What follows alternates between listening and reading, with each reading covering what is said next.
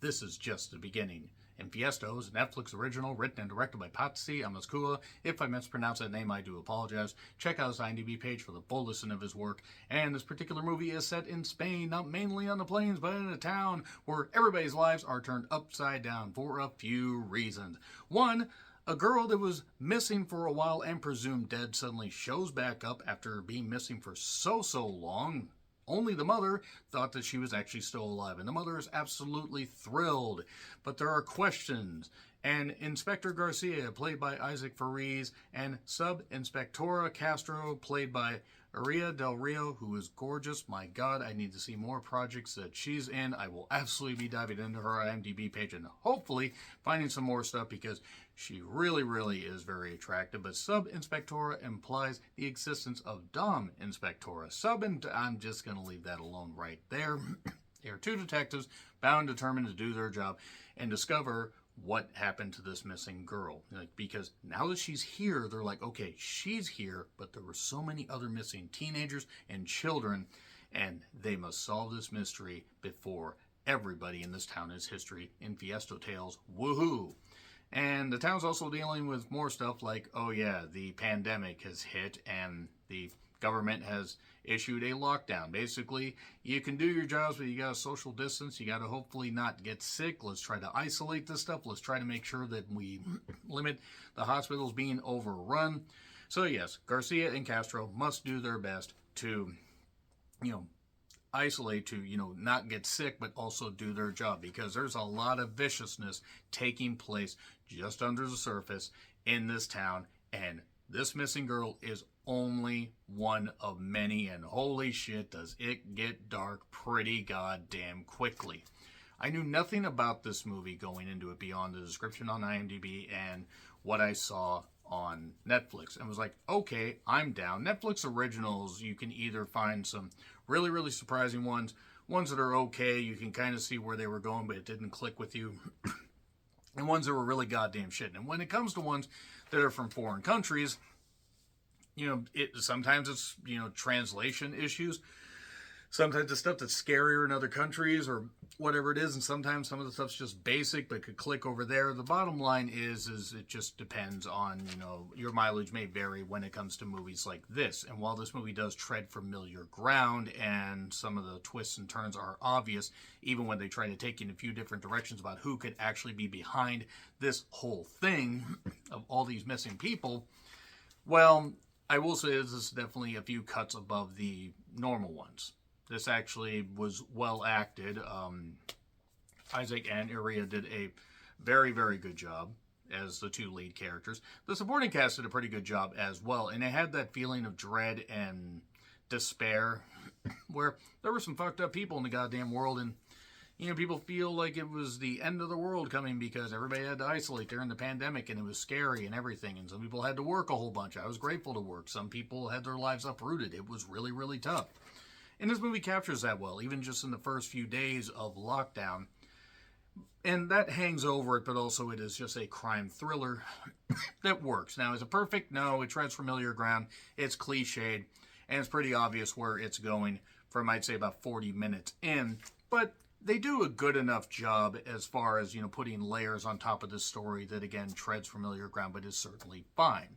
It's certainly fine. It's certainly one of the better Netflix originals you will see. At least I enjoyed it, so let me know what you guys have to say in the comments. I'm going to get into spoilers here in just a bit. But yeah, good performances. Cliches, sure, but it ends up working for the most part. So I am going to get into spoilers. That's the warning. 3, 2, 1, and spoilers. So, in the beginning, there was rap, as our Lord and Savior Dr. Dre once said. A couple of these inspectors, other inspectors, policia as it were, find the missing girl. She screams, and yeah, that's actually pretty appropriate. I usually get that reaction when I find girls in, hospital gowns just screaming out of nowhere. So anyway, yeah, lockdown's going to make the inspection tough. Now, a few things. I actually thought that it might have been the commissioner that was behind all this stuff, and it actually wasn't. But the mother is thrilled that her daughter was found, and the detectives, through, people that the girl knows, try to find out clues and everything, who this was, who this wasn't. they go to this one location that has a bunch of fucking hippies everywhere. You know, they say they want to save the world, but they all do is smoke pot and say Spanish stuff. I'm sorry, I had to say that.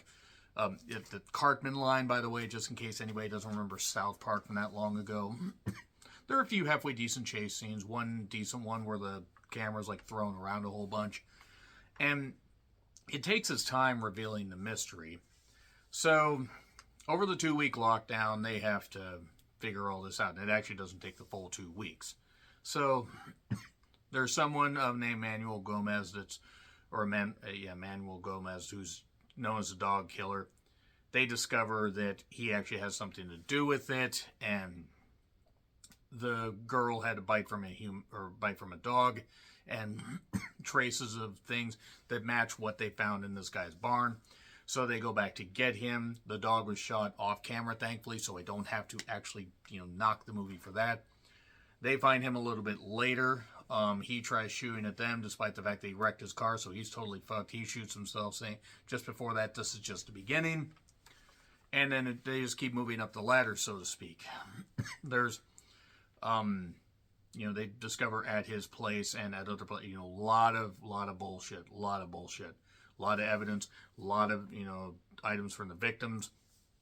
And then they find a crazy guy that was named the Demon that used to go hunting with Gomez.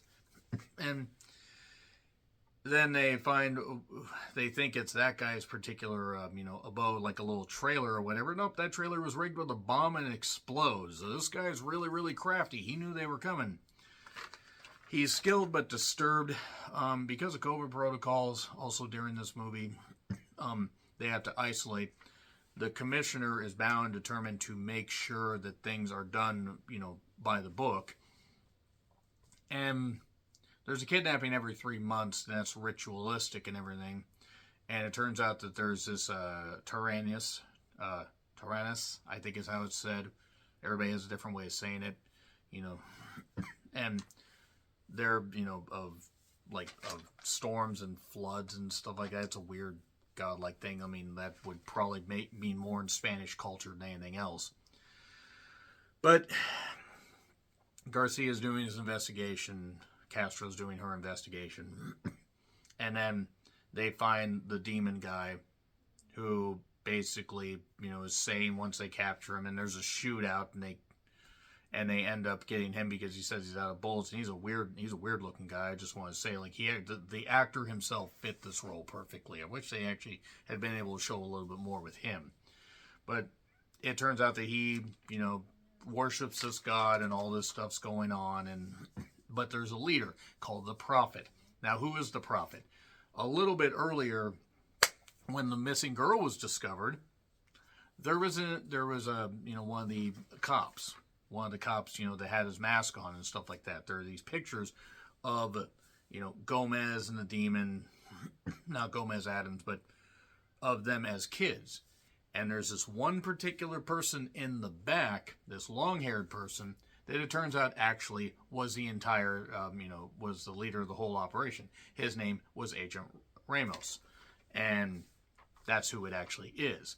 It's this guy that was hiding in plain sight and knew that nobody would recognize him, A, because of the mask, B, because that picture was 25 years ago and nobody had been able to escape except that one girl. And eventually, obviously, people get, when they lead operations like that, they get cocky. They end up eventually getting caught, but not before there's a little bit of a red herring where this girl suddenly shows up and is talking to Castro, and her name is Lydia, and maybe she's possibly the Prophet. Nope, it's not her. She's actually one of the members of the cult that also somehow escaped, because it's a cult thing. It's a ritualistic thing. Why? Because it's the end of the world as we know it, and I feel fine. So, Infiesto was the name of the town, by the way. Is where Agent Ramos grew up. They go to the house that he has, and the house has the father's corpse, all rotted, bony, all that. It's almost like it's a freaking tomb. And then Agent Ramos shoots Garcia. Now, why is he doing this? Because he's nuts. And then he's also got a lair down there where there's a girl tied up on a goddamn cross almost. And Agent Castro gets down there, or the Dom Inspectora Castro, I wish. She ends up capping Ramos. I believe kids still say capping. And then they rescue the girl, and that's it. She sees her boyfriend that got the virus, and he seems to be recovering.